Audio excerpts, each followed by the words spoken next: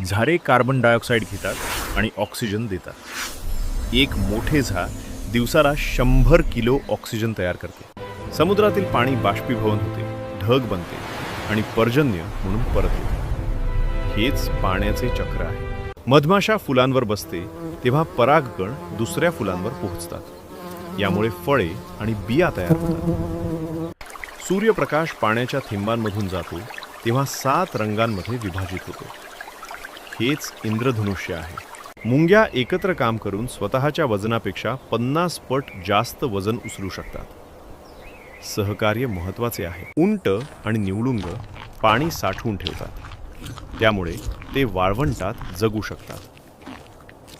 शरद ऋतूत हिरवे क्लोरोफिल नष्ट होते, तेव्हा पानांचे पिवळे आणि लाल रंग दिसतात. प्राणी मेल्यानंतर माती खाली दबतो. लाखो वर्षांनी तो दगडात बदलतो आणि जीवाश्म बनतो. भारतातील गणितज्ञांनी शून्याचा शोध लावला. हे संख्या पद्धतीत क्रांतिकारक होते. 60 सेकंद 1 मिनिट, 60 मिनिटे 1 तास, 24 तास 1 दिवस. वेळ व्यवस्थित वापरा.